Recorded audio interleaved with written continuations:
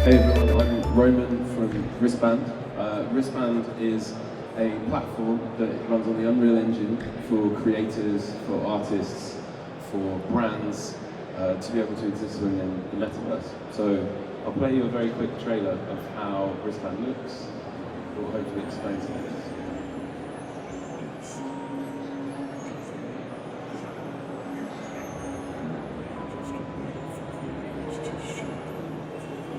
So what you're seeing here is a platform that we built for South by Southwest when we launched. So this means that any artist can send a link in the same way that they would send a link on a Zoom call. And rather than existing in a 2D environment, you can jump into a fully Unreal Engine powered world. You don't need to download anything, you don't need to install anything. It's something that means that rather than it being for huge fashion brands like Balenciaga or large scale artists like Travis Scott, everyone, every artist, every brand, every shop, every theatre production can exist within our platform. So I want to take you through a few things to do with how Ristband works and why we set it up. So let me just make that fully presentable.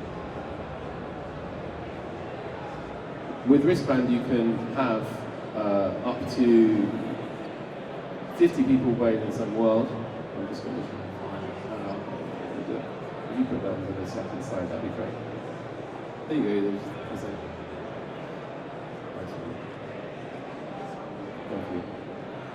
So yeah, and the reason we set this up is because this idea that creators deserve a space, so that the metaverse shouldn't be something that is just for crypto schemes and shouldn't be just for a place where you can just see lots of commercials, that they should be able to monetize what they do. They should be able to have a diverse layer of experiences. And with us, we've been building the community of like-minded artists and people who work within this space. So there's currently huge problems in terms of how the metaverse works. If you look at the first wave, let's call it, of metaverse platforms, it's incredibly difficult to get on board. You have to download an app, you have to install a client. The toolkits for building things is really complicated. If you're using something in Fortnite, you need to use the Fortnite creator tools. If you're building something in Sandbox, you do the Sandbox creator tools. The data that you as a user would have by going into this world belongs entirely to these platforms, which in the idea of the metaverse and Web3 and decentralization should be data that you own. On top of that, things are blocky, perhaps visually they don't look great, the experience overall doesn't work very well. So what we do is we have browser-based access, so we use pixel streaming. That means that you can go in on your laptop, on your iPad, on anything at all.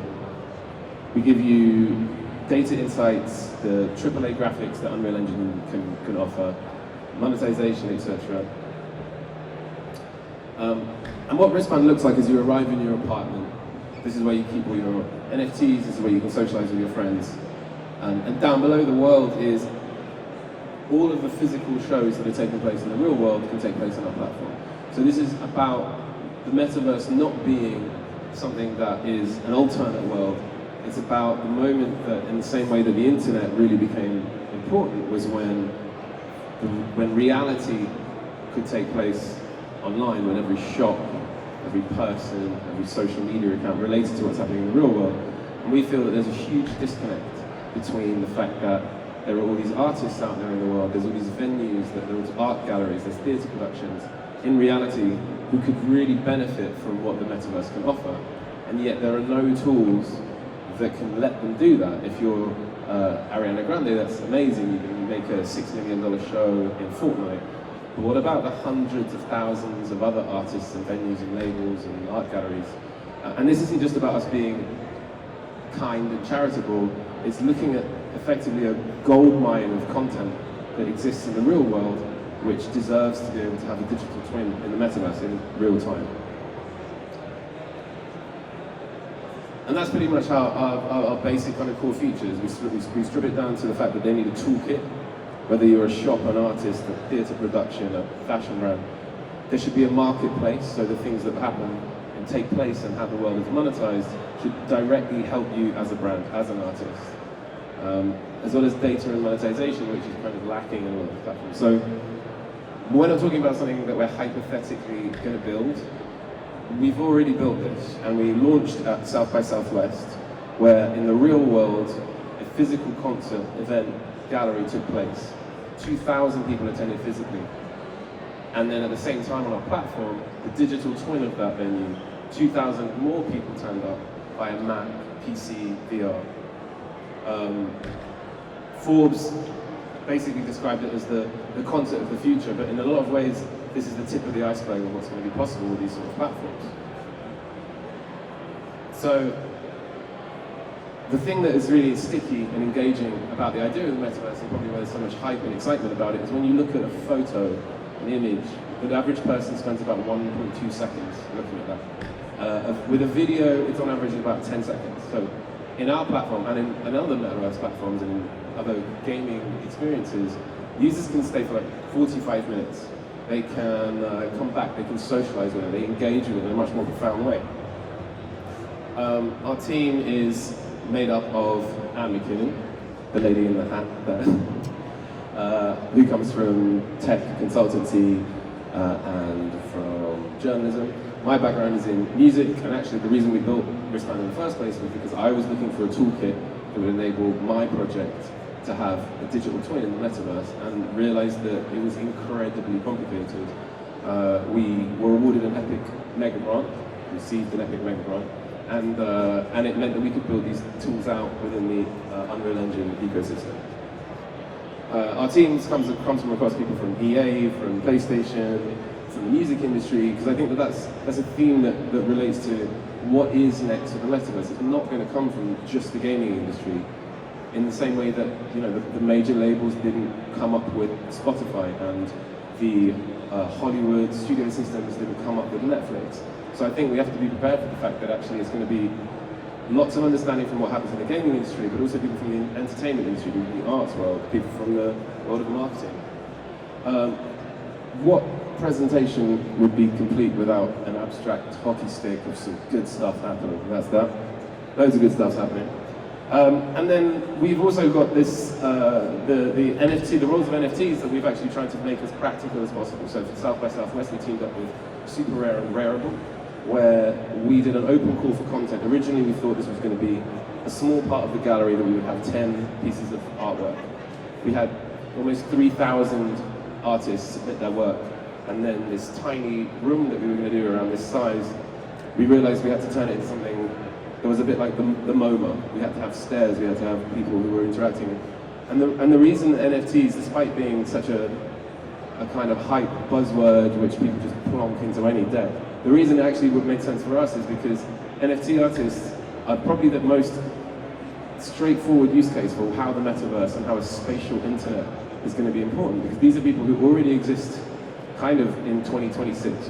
They trade in digital assets, they trade in abstract virtual goods, but at the moment they're doing that through a 2D web page on OpenSea. They're doing it through a 2D message board on Discord. So it was fascinating to see artists whose work had always existed in this very simple, linear, how old is HTML? A quarter of a century old way that we've interacted with the internet.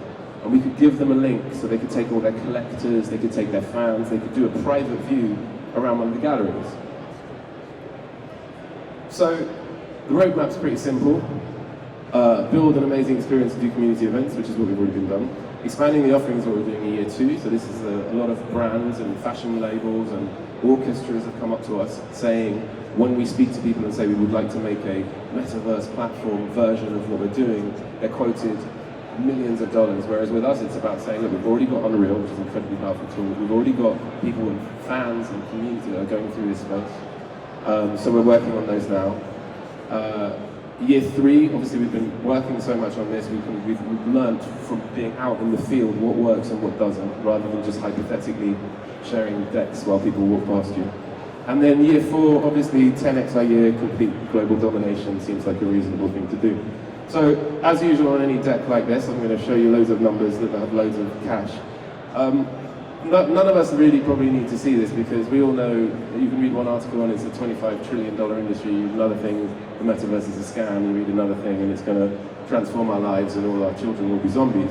But the important thing is that a metaverse platform that can have a space for music, gaming, advertising, and Web3 is something that we have to build with that community. So we've got people from the music industry. We found people that within the music industry, someone who's a venue owner, who's a booking agent, needs a completely different thing with the metaverse than someone who's an A&R. A good example of this is an A&R from, I won't mention which label, wanted to have a heat map of how many artists went to which space, how many people bought a t-shirt after they said that, what song did they react to the most, things that you can't do in the real world, and the things that we've been implementing and learning from the people who use it.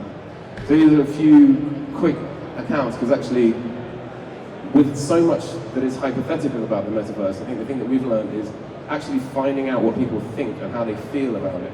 And like a game dev company, you don't make a game and say, this is what it's going to be, and then we're going to release it. You do lengthy play testing, you do A/B testing. Maybe the thing that you thought was the main hook of your experience actually turns out to be the most tedious bit. And maybe the strange, weird, hacky thing that your dev put in as a kind of a late night drop-in addition becomes a key feature of your game. So with these case studies, we can then break it down to the kind of people that we've been working with. So we have, from the entertainment industry, a broadcaster, for instance, a radio show, and in that radio show, they have 6 million monthly listeners. They wanted to have parts of the city that related to different parts, different genres in what they do. So it was a metaverse platform that was a reflection of what their brand was, a completely different use case. So we had one part of the town that was hip-hop, one that was indie, we had gaming experiences in that. A music experience, we needed something that had engaged with the fans, that worked with it, that were themed around the particular parts of the record. We then brought in a sunglasses brand, a small boutique brand here in Paris.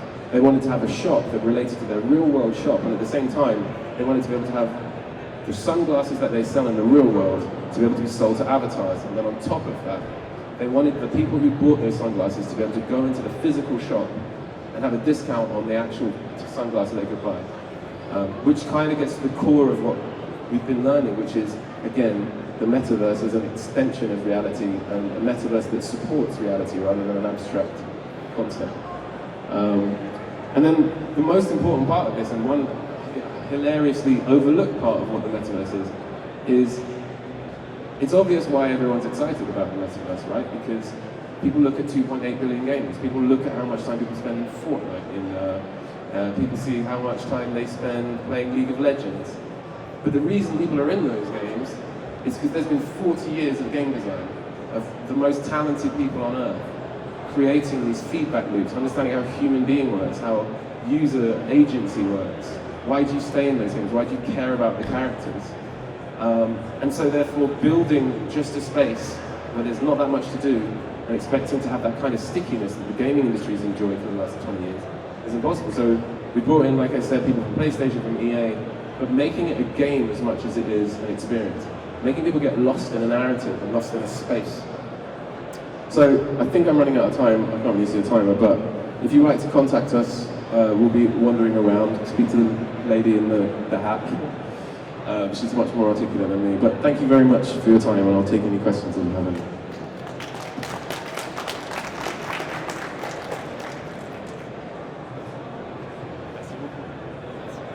Does somebody have a question? Yeah. Awesome. So great presentation, by the way. I wanted to, this is sort of a question comment. I think you've been successful, right, in this metaverse because you built it around a community of people offline, right? And a lot of the presentation, not presentations I see, but a lot of the metaverses I see, right, are sort of just like these open world concepts, right? Come as you are.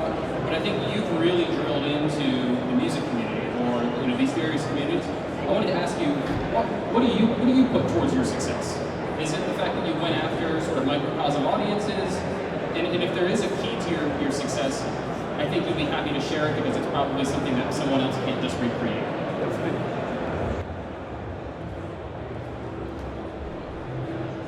Well, first of all, thanks for the compliments. I think that's good. But one of the things we did, and one of the things that fascinates me personally, is to think back to how the internet evolved.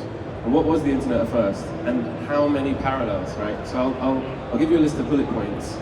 And I won't tell you whether I'm talking about the internet in the 90s or the metaverse. And so this thing is hard to use, it's clunky, not many people are using it. There's a lot of hype about it. It's kind of niche. And yet, it wasn't until mobile phones, so let's say 10 years after, is the initial buzz about the internet, and in which case, if we're at that same point in the timeline, the initial buzz about the metaverse, until we get the iPhone. And suddenly the metaverse, or in this case the internet, stops being this thing that is like, oh, well, I'm going to be at home and go on bulletin boards and be on a 14K board modem and to be in this kind of niche underground community. And suddenly, like a lot of people here, they can jump on their phone, they can see what's happening in that room over there, they can watch videos, they can do all these different things.